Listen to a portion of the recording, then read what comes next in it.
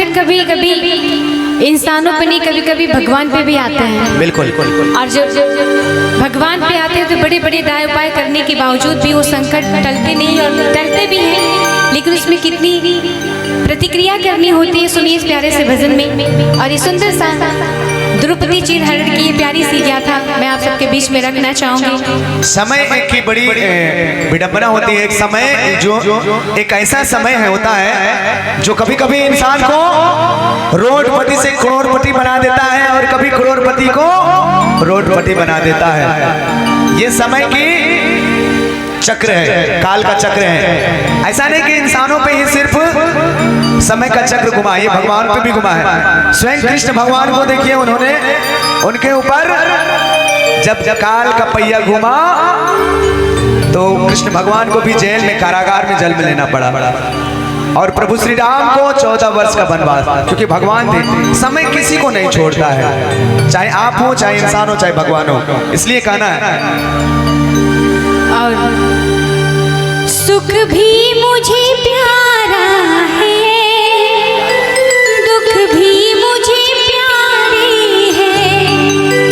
सुख भी मुझे प्यारा है, दुख भी मुझे प्यारे है। छोड़ू मैं किसे भगवन, दोनों ही तुम्हारे।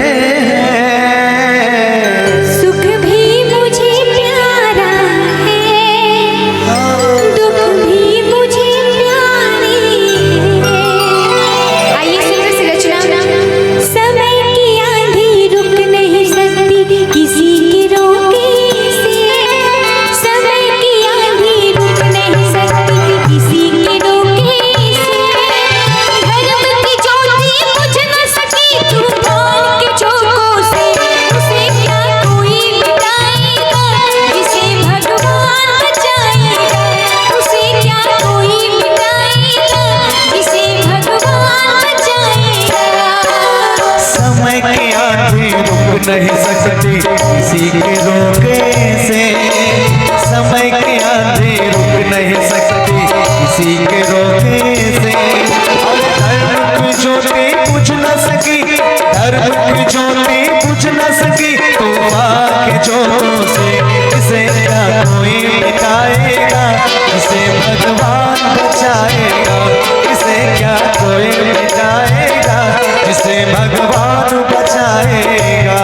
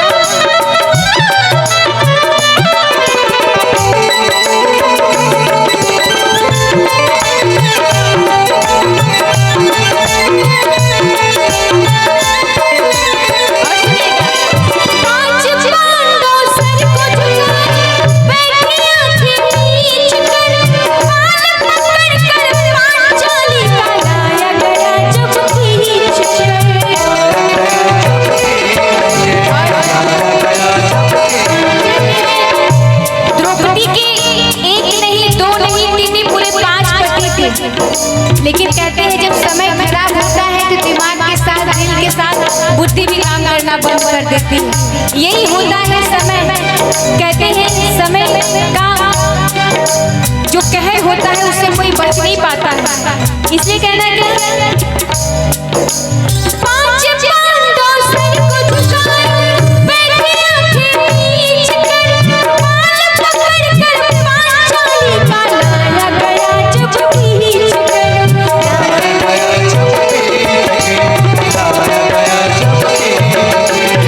और द्रौपदी जितने भी सभा में गुरुजन थे, द्रौपदी सबके सामने हाथ फैलाती है, रोती है, गिड़गिड़ाती है कि मेरी इज्जत बचा लीजिए, मेरी लाज बचा लीजिए, लेकिन कोई उस समय आगे नहीं होता। सभी लोग समझाते हैं निर्लज रसाई तुझे दया न आई, निर्लज रसाई तुझे दया न आई। उसके बाद भी दुष्ट दुशासन न माना, रोके टोके से दुष्ट दुशासन न माना, रोके टोके से धर्म की ज्योति बुझ न सकी, तू पाँव के झोंकों से उसे क्या कोई मिटाएगा, उसे भगवान बचाएगा, उसे क्या कोई मिटाएगा, उसे भगवान बचाएगा।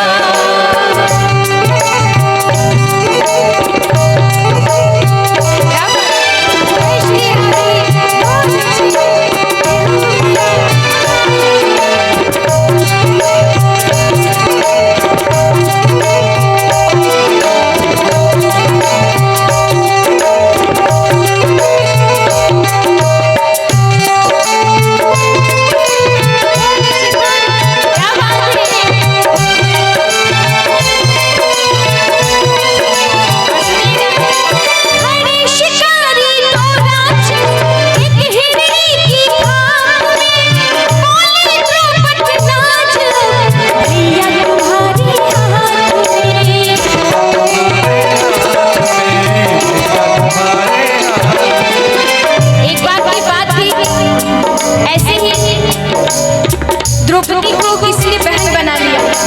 आप सभी लोग जानते हैं, बच्चों के माध्यम से बताऊं, उन्होंने कहा था कि बहन जब भी जरूरत पड़ेगी तो मुझे याद करना है, मेरा भाई हमेशा तुम्हारे लिए खड़ा रहेगा। द्रौपदी ने एक हाथ से साड़ी पकड़ी और दूसरे हाथ से प्रभु को बुलाया। कैसे?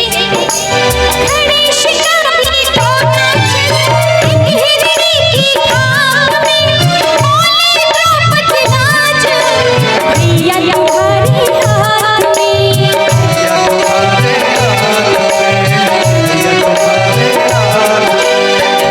द्रौपदी ने जब दोनों हाथ से साड़ी पकड़ के प्रभु को बुलाया, प्रभु नहीं आया, क्योंकि द्रौपदी को प्रभु पे तो यकीन था, साथ ही साथ अपने हाथों पर भी यकीन था। द्रौपदी ने फिर एक हाथ से साड़ी पकड़ी, दूसरे हाथ को ऊपर उठाया, प्रभु फिर भी नहीं आए, उसको कोई एक हाथ में यकीन था। लेकिन जब द्रौपदी ने देखा कि अब तो इज्जत जा ही रही है, तो द्रौपदी ने आओ न देखा ताओ, दोनों हाथ को ऊपर कर लिए और प्रभु की आराधना में लीन हो गई। कैसे?